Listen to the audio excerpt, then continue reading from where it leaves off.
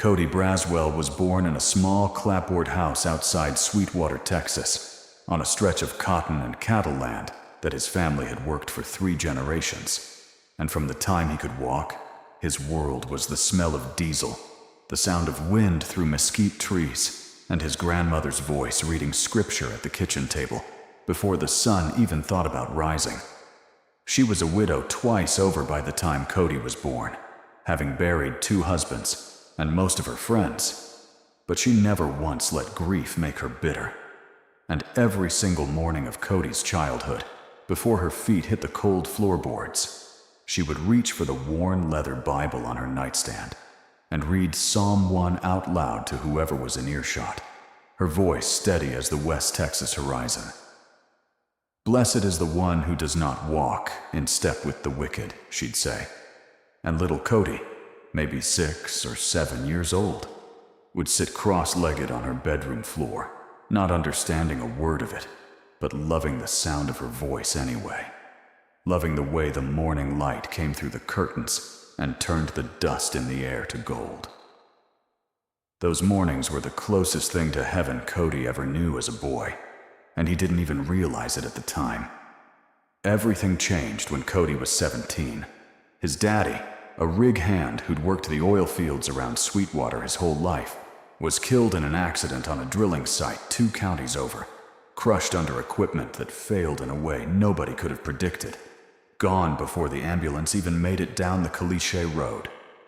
Cody remembered standing at the graveside in July heat that pressed down like a hand on his chest, watching his mother's knees buckle, watching his grandmother hold her up, watching the preacher say words about God's plan that Cody couldn't make sense of no matter how hard he tried. He remembered thinking, with the kind of clarity that only grief gives a 17-year-old boy, that if there really was a God up there watching over the righteous like the Psalm said, then his daddy, a man who'd never missed a Sunday, never raised a hand to his family, never cheated a soul in his life, should still be breathing. That was the day Cody stopped believing. Not loudly, not with some big dramatic declaration, but quietly, the way a door closes when nobody's paying attention. He still went to church with his mother out of obligation for another year or 2, but something in him had already walked out the back door and didn't come back. By the time Cody turned 31, that quiet unbelief had calcified into something harder. He was working oil field jobs 2 weeks on, 2 weeks off. Good money, but hard money. The kind that ages a man before his time. Every time he came home off a hitch, exhausted and aching and flush with cash he hadn't earned the easy way, he found himself at a bar on the edge of town called the Dusty Boot, where a rotating crew of roughnecks and ranch hands bought pitchers of beer and told stories that got taller with every round. These were men who'd laugh you out of the building if you so much as mentioned church. Men who called prayer a crutch for people too soft to face the real world. And Cody, who once sat on a bedroom floor, loving the sound of scripture, now sat on a bar stool, loving the sound of men who mocked it, because their laughter was loud enough to drown out the quiet. And the quiet was the one thing Cody could not stand. In the quiet, he heard his daddy's name. In the quiet, he heard his grandmother's voice reciting Psalm 1 from 30 years back. In the quiet, he had to face the fact that he had become exactly the kind of man that Psalm warned against, walking in step with the wicked, standing in the way sinners take, sitting in the company of mockers, night after night after night, and calling it a good time. The wind always finds the chaff eventually, though, no matter how good the party sounds in the moment. Cody's marriage to his high school sweetheart, a woman named Rachel, fell apart the way most quiet marriages do, not in some explosive fight, but in a slow erosion of 2 people who simply stopped trying, stopped talking, stopped reaching for each other across the bed at night. Rachel packed up their 5-year-old son, a boy named Wyatt with Cody's same stubborn jaw. and moved back to her folks' place in Abilene. And Cody told himself he didn't care, told himself it was for the best, and then drove straight to the Dusty Boot and drank until he couldn't remember telling himself that lie. His body, still young by any measure, started breaking down in ways that scared him if he let himself think about it. His hands shook some mornings. His liver ached under his ribs. His sleep had turned into something closer to blackout than rest. His paychecks disappeared before they ever meant anything. The men at the bar who called themselves his friends never once showed up when it mattered.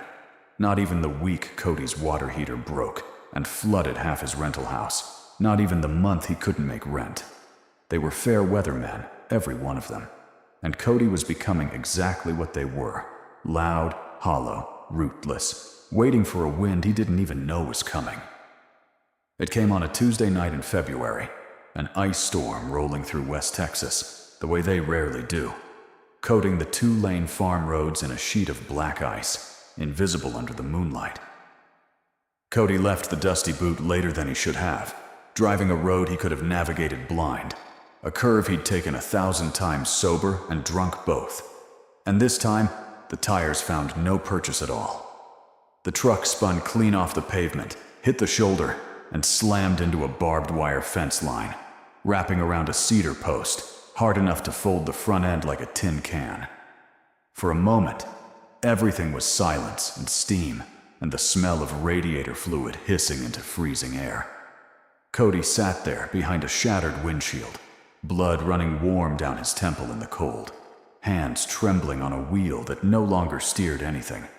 And in that ringing silence, something rose up in him that felt less like memory and more like a voice speaking directly into the wreck with him. Blessed is the one who does not walk in step with the wicked. His grandmother's voice, 30 years old, and somehow closer than his own heartbeat. Cody Braswell, 31 years old, a man who hadn't cried since his daddy's funeral, sat in a mangled truck in a barbed wire fence on the side of a West Texas road and wept like the boy he used to be on that bedroom floor, listening to scripture he didn't understand yet, but somehow already loved. He spent 3 days in the hospital in Abilene, close enough that Rachel brought Wyatt to see him once, the boy staring wide-eyed at the stitches across his father's forehead. And something about his son's small, worried face broke Cody open even further than the crash had. He went home to an empty rental house with nothing but silence and a Bible he didn't own. And for the first time in 14 years, he called his grandmother, now well into her 80s, and asked if he could come stay with her a while. She didn't ask a single question. She just told him his room was still made up. Cody moved back into the house he'd grown up in, back into the quiet mornings he thought he'd lost forever. And on his second morning there, he woke up before dawn to the sound of his grandmother in the next room, her voice steady as ever, reading Psalm 1 out loud the way she had every single morning of her whole adult life. Cody lay in his childhood bed and listened, and for the first time since he was 17, he didn't feel like the words were mocking him. He felt like they were waiting for him. Change didn't come fast, because it rarely does for men who've spent over a decade building a life out of chaff. It came slow, in the shape of Cody showing up, stitches still healing on his forehead, to the same small country church out past the grain elevator that his grandmother had attended for 50 years, sitting stiff and silent in her usual pew, because he didn't know where else to sit and didn't trust himself to speak. It came in the shape of him driving past the Dusty Boot, night after night for weeks, hands white-knuckled on the wheel, forcing himself not to turn in, even when the loneliness felt like it might swallow him whole. It came in the shape of him finally opening the spare Bible his grandmother had kept for him in her hall closet for years, just in case this day ever came, and reading Psalm 1 the way she always had, before his boots ever touched the floor, awkward and halting at first, stumbling over verses like a man relearning how to walk. Slowly, painfully, Cody began to understand what delighting in those words actually meant. Not gritting his teeth through scripture like bitter medicine, but craving it the way a man who's spent years in oil field heat craves cold water, desperate and grateful all at once. He joined a small men's accountability group that met at the diner on Wednesday mornings before his hitch started.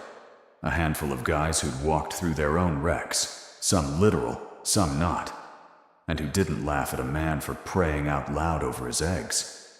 He started making the 4-hour round trip to Abilene every other weekend to see Wyatt, sitting through awkward, halting visits at first, a boy who barely knew his own father, but showing up anyway, week after week, because that's what roots do.